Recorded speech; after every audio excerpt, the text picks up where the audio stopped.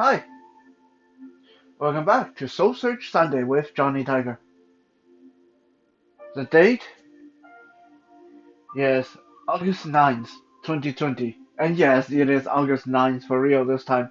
I made a mistake on yesterday's video saying it was August 9th, but it was actually August 8th for the Survival Saturday. But this is Soul Search Sunday, and it is August 9th.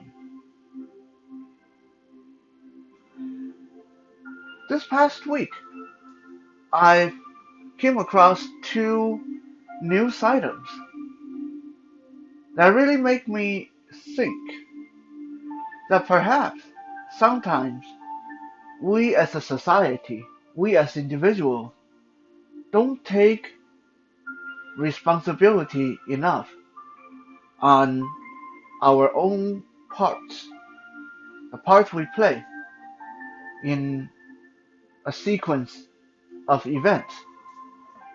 Quite often, we think things happen because someone else did this, someone else didn't do this, uh, something happened, something didn't happen.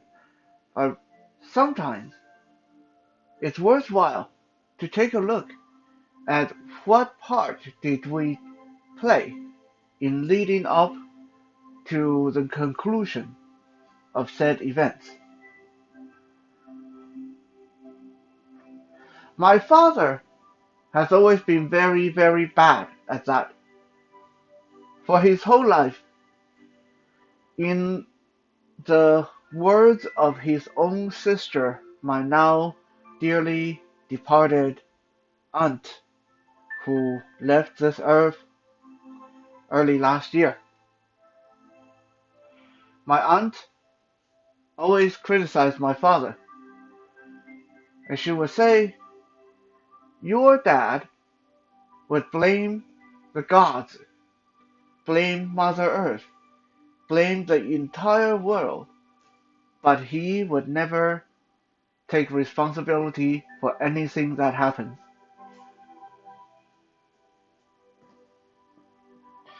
Was it his fault that the family fortune was lost?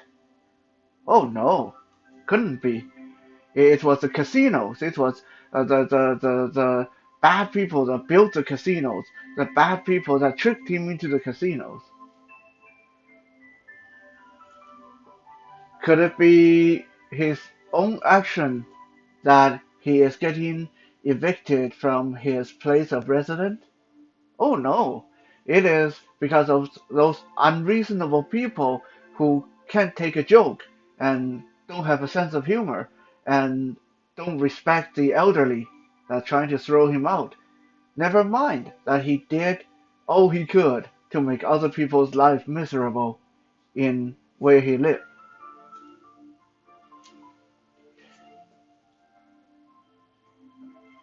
Back to these two news items. The first one was about this black gentleman who lost eyesight in one of his eyes here in Canada because he was assaulted and beaten badly by an off duty policeman and the policeman's brother. Sounds really bad, right? When you hear about it this way. But if you go online and look up the case, look up what's actually happened, like I did, you'll realize that the policeman, this off-duty policeman, and his brother, they didn't go out of their way to look for a person of different ethnicity. They didn't go out of their way to look for someone who's black or indigenous or Chinese to beat up. In fact, when the whole incident happened, said police officer and his brother were at home watching TV, and they looked out the window and saw a couple of young hoodlums stealing their car. And According to the court document, the police officer, the off-duty police officer, came running out of the house with nothing on but his socks to chase down the people that were stealing his car. Did he and his brother administer some natural justice, some unlawful justice on their own, was beating up the thief? Yes, of course they did. You know what? I would too. Having your belongings ventilated, vandalized, violated, or stolen. I think a lot of us have experienced that. Having cars stolen, having cars broken into, have houses broken into, having your wallet stolen. Now, I think if you were honest with yourself, you would tell me that yes, when that happened to you, when you wake up in the middle of the night and find your window smashed and your TV gone, and now you have to deal with the insurance company, and now you have to deal with the fear of living for the next month or so, thinking if the guy is going to come back, you probably, if you could, would administer some quite extreme justice of your own upon the people who violated your sanctity, your sanctuary. So, did the guy go blind because the police officer, the off duty police officer, beat him up? Yes, yes, he did. But did the police officer went out of his way to find someone to beat up just for fun? No, he didn't. There was a cause and effect. In other words, there was a thing of karma in this entire event that I think a lot of people who are crying out for justice, crying out for the police officer's blood, uh, a lot of people are saying that it was a case of racism or blah blah blah. I think in this case, at least, we need to step back and look at how it happened, why it happened, what did happen.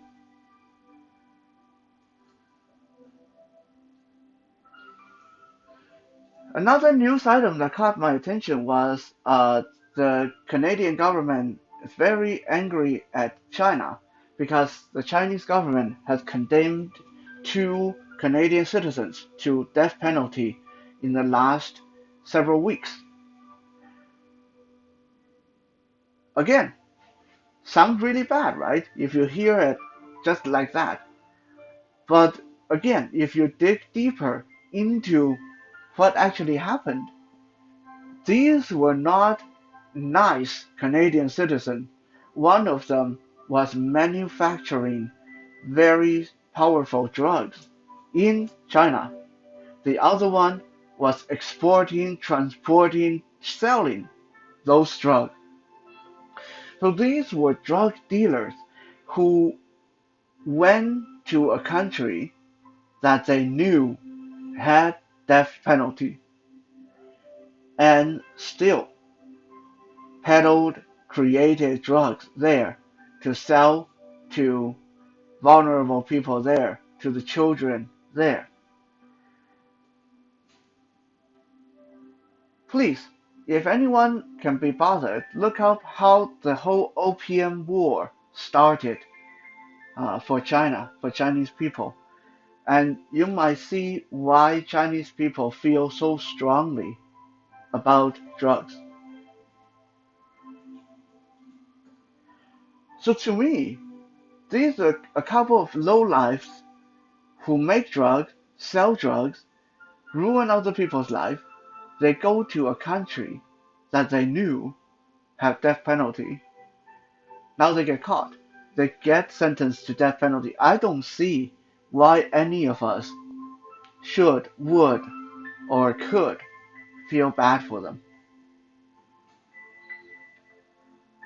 Are they Canadian citizens? Sure. But did they act like honorable Canadian citizens? Did they even act like decent human beings? Probably didn't. One of the things that I always believed in my lifetime is if you can't be bothered to act like a human being, then you don't deserve to be treated like a human being.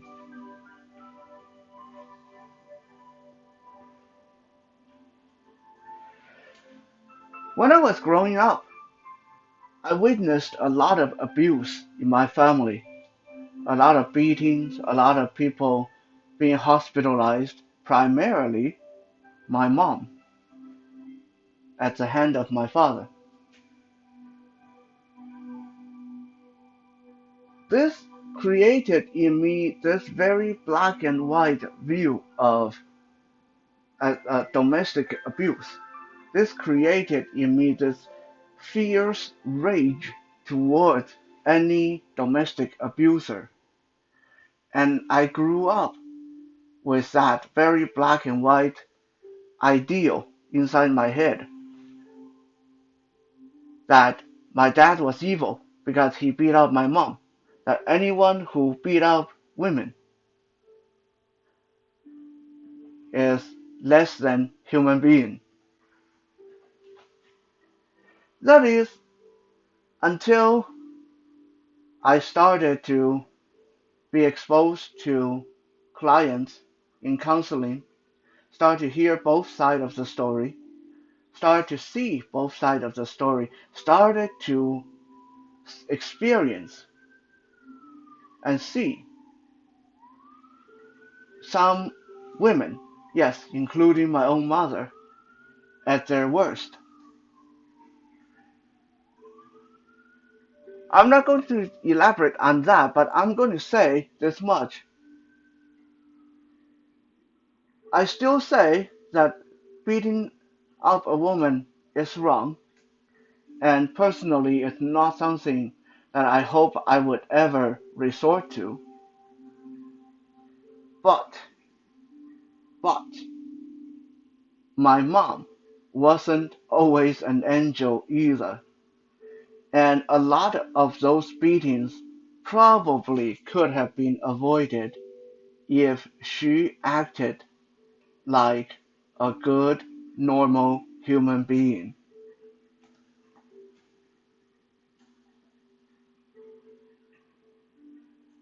My father once said to me when we were debating the right or wrong about domestic abuse, and I think what he said, while not exactly right, has a certain tone of truth and logic to it. He said to me, he said, "You guys said this was domestic abuse, but that is not how I see it. See, abuse would mean that I did it to make me happy. I did it because I like doing it. I did it for my own enjoyment. But what you guys never realized was I never came home drunk and started beating you up for no reason. I never came home and was in a bad mood and without a second word beat you up for no reason. You guys always gave me a reason. So instead of calling me a domestic abuser, at the worst, you can only accuse me of being a bad-tempered tyrant because you guys were responsible for your own action. If you knew I had a bad temper, why would you go out of your way to piss me off?" Yeah, yeah. I mean, like I said, I don't think it's right, but definitely has a ring of truth to it. I can't think of a single instance where he just came and beat us up for no reason. And there was always a reason. It might not have been a good reason, but there was always something that we did. My mom, me, my siblings, his other wives did to provoke him. So I guess rather than thinking of him as a reasoning human being, what we should have taken into our head was looking at him like a natural force, like a force of nature, like fire. Do you want to get burned by fire? No? Well, then don't touch the fire. Don't get too close to the fire. Do accidents still happen and sometimes fire will happen and burn down your house? Yes. But if you don't go near it, the chance of that happening is very, very minimum. What I'm talking about today may sound a lot like blaming the victims, but that's not what I feel. All I am saying is I think as a whole, as a society, as a people, it is important for us to realize that sometimes we could change things, change the outcome, if we change our own behavior before criticizing the behavior of others.